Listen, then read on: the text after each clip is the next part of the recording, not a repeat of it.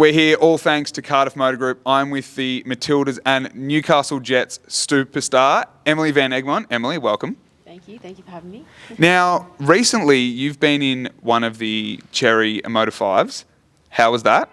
Yeah, it's great. I love it. I love my Cherry. Every morning I get in, she speaks to me and we kind of start our day. Mate, the technology in these cars is actually so fascinating. Even 5 years ago, I wouldn't have thought there would be so many advancements in, the technology in cars. But like, we were just talking off camera about how it's such a reasonable price point for the Cherries, but it's packed with technology. Do you have a favourite feature that you used in the Cherry? There's a few favourite features in the Cherry. I would probably have to say when you get in the Cherry to begin with, it has its own like little tune that plays for like maybe a good 10 seconds. And yeah, that just makes me smile. I love that. And it's like, all right, we're going on an adventure. The Cherry music's on. That's it, exactly. Now, let's talk about your career. So I've done some research, and from my very average maths calculations, were you 15 when you started with the Jets? 2008? Yes. Yeah, I was. 15? I was 15, yep. Yeah, great. My maths worked out. Well, when we were 15, right, 2008, did we think that football was going to be something we'd be able to have a 15-year career in, that we'd be able to make a living out of back then? Yeah, I think the first year, honestly, of the W League, it was called W League back then, I think it was more or less of a trial and error and just to see if it could be something that would be successful. And here we are years later on and yeah, it's obviously grown. The game's come so far here, especially in Australia, and it's just amazing to see. At what point during your career did you realise and think that, I can actually make a full-time living out of this, I can travel, I can see different parts of the world that I might not be able to? Like, when did it become a realistic, like, this is going to be my job? I think once I got my first taste for international football, I was also quite young and fortunate enough to have been called in at a young age and be surrounded by, some of the best players we've had here in Australia to represent the jersey. And yeah, ever since then, I've never looked back. I've been overseas now for multiple years, and I'm just one of the lucky ones who've been able to, forge a career out of it. You say lucky, but clearly there's a lot of hard work and training and dedication that goes into it. Again, from my research, which I hope has treated me well, you've played in 4 different countries: Australia, America, Denmark, England. Is that right? Germany. Yeah. Why'd I go Denmark? 5. No, Denmark's correct. Denmark as well as correct, Germany. yeah. Okay, right. So 5. As someone who works a normal job, living in one country, you're in the same career for a multiple amount of years, is it really tricky when you're, you've just played for the Jets for 4 games, but then you're going back and you're playing in for San Diego next year again in the States? Is it really tricky flipping from team to team, trying to make new friends for a 4-week period? Is that a really hard thing to do, in terms of your career? Yeah, I think it's not an easy aspect, but obviously being from Newcastle and growing up here and, having some of the girls like Cass Davis and Olivia Copus-Brown who I've played with before made that transition a little bit smoother, and it was obviously coached by my father too. So I love coming back to Newcastle every single time I get the opportunity to be able to do so. I just thoroughly enjoy it, and yeah, it's been a good 4 weeks for me. A bit sad that it's over now, but yeah, looking forward to a break as well. How do you adjust when you were in Denmark and Germany, for example, going over there for the first time? Denmark was an interesting one. I was super young. I'd just come off the back of my first World Cup, so I'd just turned 18. I had my 18th birthday party in Germany, so wow. that was pretty cool. And then, I signed my first professional contract and I got really homesick and I ended up coming home. That didn't quite work out, but nonetheless, it was an amazing club and they were all amazing people who, helped that happen. And then I kind of was at a point where I was like, am I going to do this? Am I not going to do this? And an opportunity in America came up and, I thought, give it another crack. And I absolutely loved it, never looked back. And ever since then, I've been abroad, so... Was part of that loving America more so than when you were in Germany, the English-speaking nature of the country? Was that really hard to adjust in the foreign-speaking countries? Yeah, there's definitely a cultural shock there. Yeah. And being so young and having to learn to stand on your own 2 feet, and you don't have mum's cooking or mum's washing or the help of your parents around. So there was a lot I had to learn about myself as well, and I'm so happy I did it and got to experience those different cultures. And yeah, America is, I would say, a little bit similar to Australia, so that made it a bit more of an easier transition for me for sure. Now, we've just experienced the whirlwind that was the Women's World Cup here in Australia this year.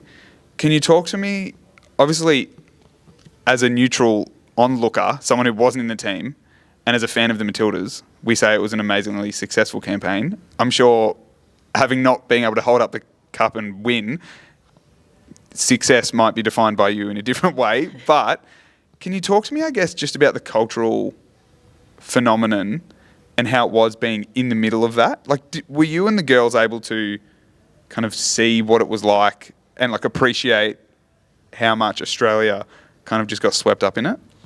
Yeah, I think for the Matildas, it's been a whirlwind from when a lot of us just had started. It was nowhere near as much of on the map as it is now. And I mean, you have the likes of Sam Kerr, who's a global superstar, which her success has been amazing to watch. And we're fortunate to have her part of our team, and she brings her own fans and her own viewers to the team. But I think the exciting part about the Home World Cup was everyone got to experience the team as a whole, and I don't think we necessarily realised the impact that was happening outside of our bubble per se until probably around the Canada game, where we progressed through the group, and then the France game, I think, is the biggest talking point. I mean, everyone loves talking about the penalty shootout, and I think that was a defining moment for us. And yeah, just to see the way that the country got behind us, the amount of people talking about it, and social media these days, it's everywhere. So it was amazing to experience, and I think now we're seeing the full effects of it, and I just hope it continues in the right way.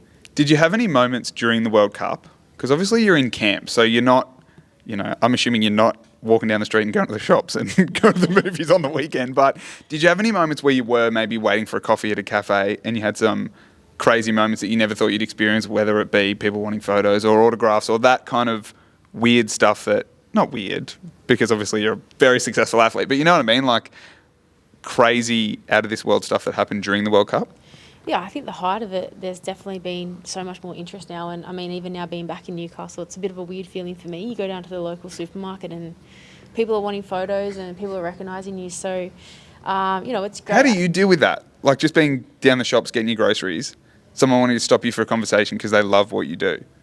Yeah, it's great. I mean, especially when it's like a little girl who, is looking up to an idol or to a Matilda fan. For them, it's everything. And for us to be able to give back, we love it, and we love engaging with our fans. And yeah, it is a bit of a weird feeling, but we love it. We love coming back home. We love playing here. The Australian public and the Australian fans have been absolutely amazing for us, and throughout that World Cup journey, it's just incredible to see now where the game's gone.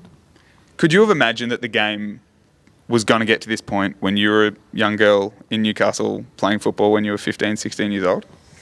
Honestly, no, I don't think anyone did. I think as soon as we announced that we're having a home World Cup, I think everyone was pretty excited, but I don't think we really realised the full effect it was going to have. And here we are, a few months on from it, and it's still such a buzz for people around Australia. So it's been amazing, and the girls, every single time we get to have a home game, we love coming home. And I think we've just nearly sold out the next game, which is Uzbekistan in February down in Melbourne. So if we can continue to do so and get little girls, and not only little girls but also little boys coming out and watching us, it's everything to us. So. Now, this 4-game stint you've had here in Newcastle, you mentioned earlier, coached by your dad. How special, I guess, is that to look? I know it's only been 4 games, but how special will you look at this little period of your career this season and those kind of this time with your dad? Yeah, it is special. I mean, depends which way you want to look at it. No, I'm kidding. No, it's great. I mean, we've got a great relationship, and the fact that I had the chance to come back here and play under him, I love it. He gets the best out of me. And like I said, the girls have been tremendous, and from week one to now, how much they've improved and how much they've enjoyed it, and how I've enjoyed it has been so good to see. And they're on a good roll now, so hopefully they can keep that up and go into the new year on a high. Now, a huge year for you, not only with the World Cup, but personally off the field. We got engaged. There's a ring on that finger. Talk to me about the engagement and how. Do you want to? We can cut this out if you don't want to talk about it.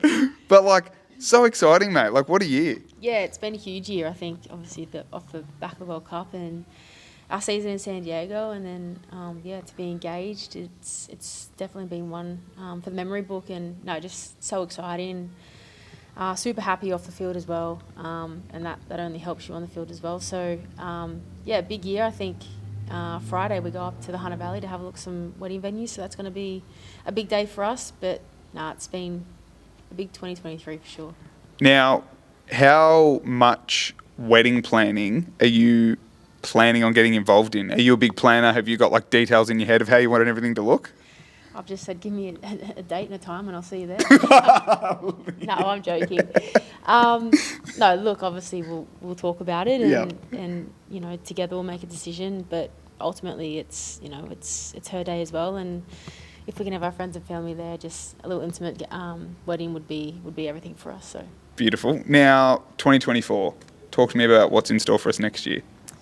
2024. Wow, yeah, just around the corner. We have our last qualification stage for the Olympics, so a 2-game series against Uzbekistan.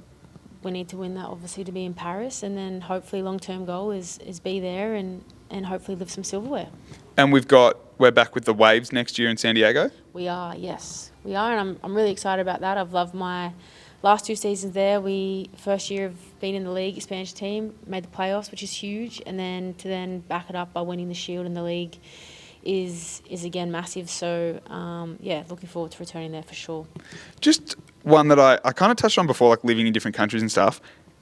Do you feel, I guess you would have gotten used to it over the last 15 years, but is it ever tricky not feeling like you have a home base, like where you're here for a month or here for 6 months playing football in San Diego and then you're back here and over there? Is that just something you've come to deal with? Yeah, I think that's part and parcel of the life, to be honest with you. You do get used to it. There's a lot of travelling involved, but we get to go to some of the beautiful places in the world that not many people probably get the opportunity to do so. So even though we're looking at a soccer pitch 99% of the time, it's still good to get out and experience the country we're in and the culture. And the girls are fun to travel with, and we love it. Now, a final message before we get into our trivia.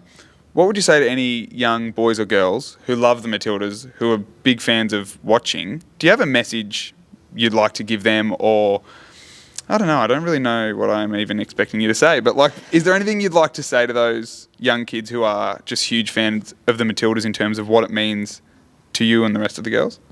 I think just thank you, to get behind us the way that they do and to support us every single time there's a game, and, to get behind the girls, not only within the Matildas but their respective clubs, I think is amazing, and we just hope that they stay with us on this journey. And all we can say is a massive thank you to everyone. Beautiful. Now, all right, trivia time. Now, I'm joined here with Newcastle Jets and Matildas superstar Emily Van Egmond. We've got some trivia we're going to play. Emily, I've got 2 categories for you, and you can pick which category you'd like. Perfect. Now, Christmas time, you can go with classic Christmas flicks as one category, or you can go with Tilly's trivia, which is all about your teammates in the Matildas. Let's do Tilly's trivia. Okay. Now, how much of an Instagram girly are you? Honestly, I'm not the biggest social media person within the team, but I'll give it a crack. So okay, wish you good luck. Do it. Just make sure with the mic you kind of. Oh, yeah. There you go. Question 1: what's more iconic, Mary Fowler's signature pony or her gloves? Oh, her gloves, for sure. The gloves. Obviously, that's really subjective, but gloves was the answer I was looking for. Question 2. Mackenzie Arnold, Steph Catley and Caitlin Ford did an Instagram sponsored video for which alcohol company? Oh. It was in September-ish, I think. Does it start with T? There's a T in it. T's the 3rd letter. Starts with P? Patron. Yeah. I knew it. For some reason, I thought it was tequila, but Patron. Well, it is. Well, Patron is tequila. Yeah, So, there you go. mate, do you like tequila? I don't. I Me don't like either. tequila. I can't do it. Honestly, I got so horrendously sick off of it that I can't even look at it. And during summer, margs are such a popular drink. Like everyone loves getting a marg, and I'm just like, I can't do it. It's not just a marg now; it's like a chili marg, isn't it? Yeah. That's the drink of choice. But I mean, for all those future athletes out there, don't drink. Don't do it. Good. Alana Kennedy featured in which Aussie magazine in September? Begins with S.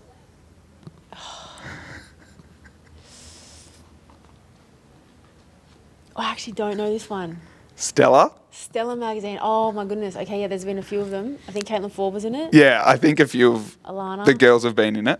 I was gonna say for some reason I had Mary Claire on the tip of my tongue, but I think that might have been Courtney Vine. Yeah, and I think Mary Fowler was also Yes. maybe in one also. Yeah. Where, are they calling you? Where's your double page spread? Maybe. Like I said, I'm not big on the on the socials, so they got to hit the people up with the big followers. Now, final one for you. Do you know the population of Australia currently? 23 million? It's 25. 25. Which will come in handy as the answer to the next question. How many Aussies were swept up with Tilly's fever during the Women's World Cup because of all your amazing work? 25 million. Yeah, bingo. Bing, bing, 25. Mate, thanks for joining us. Thanks for playing. Too easy. Mate. Is that good? Mate, that was great. Thank you.